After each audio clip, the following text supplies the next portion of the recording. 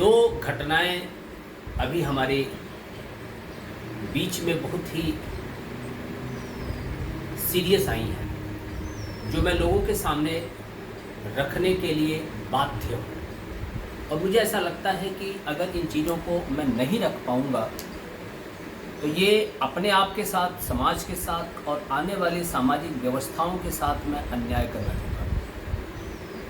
Recently एक घटना जो उत्तर प्रदेश के राजधानी लखनऊ की है, जहाँ पर डिफेंस से एक बहुत बड़ी पोस्ट से रिटायर हुए ऑफिसर, जिनकी 2 संतानें यूएस में सेटल्ड हैं और अपने जीवन में अच्छा कर रहे हैं। ऑफिसर ने लखनऊ में एक अच्छा सा घर बनाया। परिवार मतलब अपनी पत्नी के साथ वहाँ पर रहना प्रारंभ किया। अच्छा जीवन बीत रहा था। पत्नी की बड़ी इच्छा थी कि दोनों पुत्र उनको मिलने के लिए लखनऊ आए, पर किसी कारण से वो दोनों आ नहीं पाते थे। शायद समय अभाव के नाते या कोई भी कारण हो सकता था। एक दिन पत्नी बीमार पड़ी। बच्चों को मैसेज दिया गया अमेरिका कि माँ की तबीयत बहुत ख़राब है और माँ दोनों बच्चों से मिलना चाहती है। लेकिन दोनों बच्चों में से कोई बच्चा माँ को मिलने नहीं पहुँच पाया। दुर्भाग्य से माँ का स्वर्गवास हुआ। ये बात जब बच्चों को पता चली तो छोटा बेटा अमेरिका से लखनऊ आया। पिताजी ने पूछा कि बेटा, तुम्हारे बड़े भैया क्यों नहीं आए? और बात बात में छोटे पुत्र के मुंह से निकल गया कि भैया ने कहा है कि माताजी में तुम चले जाओ और पिताजी में मैं चला जाऊंगा। ये बात पिता को पसंद नहीं आई और उन्होंने अपने कमरे में जाकर के एक पत्र लिखा बड़े बेटे के नाम और लिखा, बेटा, तुम्हारे माँ की बहुत इच्छा थी कि मेरी जीते जी तो नहीं पर मृत्यु के बाद भी अगर दोनों संतानें मेरी अंतिम क्रिया में होती हैं तो मेरे आत्मा को सुकून मिलेगा, शांति मिलेगी, मोक्ष मिलेगा। लेकिन तुम्हारी शर्त है कि मेरे मृत्यु के बाद तुम आओगे तो तुम्हारी माँ की इच्छा पूरा करना मेरा धर्म है, मेरा कर्म है, मेरा दायित्व है। और इसीलिए तुम्हारी बाध्यता को ध्यान में रखते हुए और तुम्हारी माँ की अंतिम इच्छा को ध्यान में रखते हुए मैं यह कदम उठा रहा हूँ। और वो कदम था, उन्होंने स्वयं के लाइसेंस के लाइसेंस रिवॉल्वर से खुद को गोली मार दी। जो परिवार, जो माता पिता आज अपने बच्चों को अपने सारा परिश्रम और अपने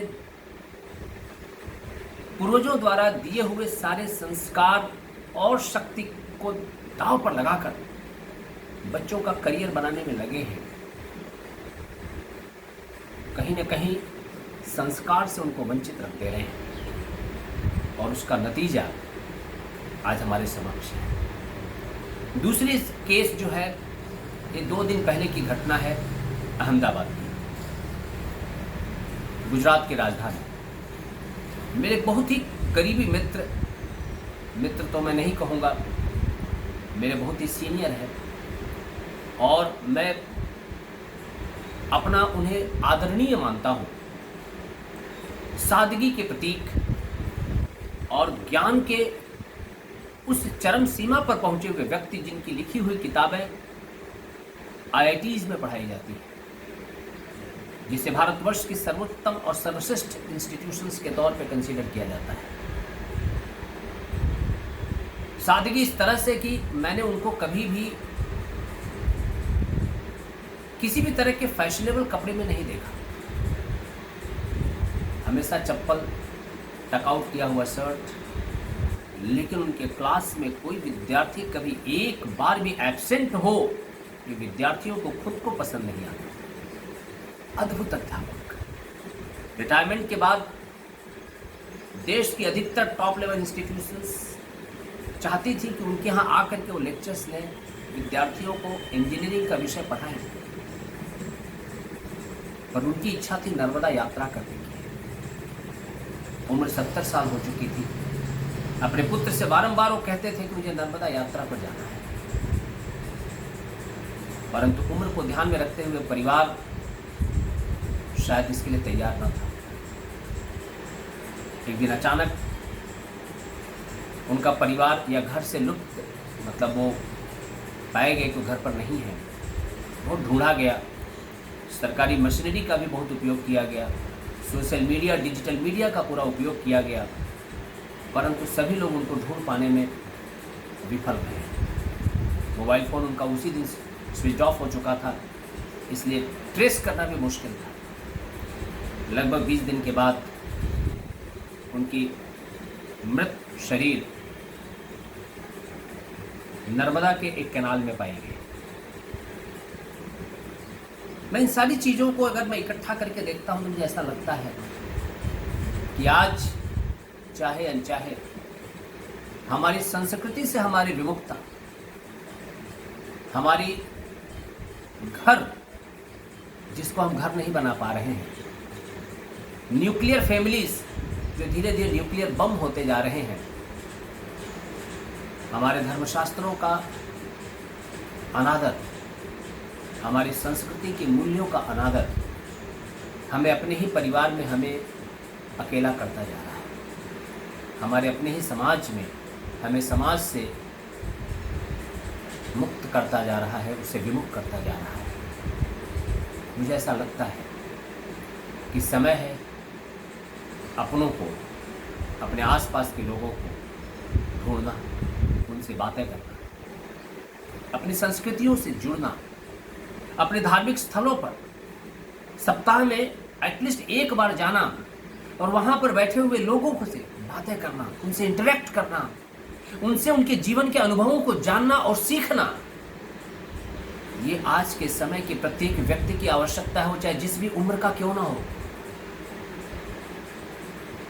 परिस्थितियां तेजी से हमारे विरुद्ध जा रही हैं। जिस यूरोप को हम अपना रोल मॉडल मान चुके हैं, वहाँ पे कई ऐसे राष्ट्र हैं जहाँ पे सरकार टाइम बैंक बना चुकी है और युवाओं से अपील कर रही है कि युवा अपना समय उस टाइम बैंक में जमा करे और उसके अगेंस्ट सरकार पे करेगी, और उस समय में युवा जा करके अपने समाज के बड़े वृद्धों से, अनुभवी लोगों से बातें करें, उनकी बातों को सुने।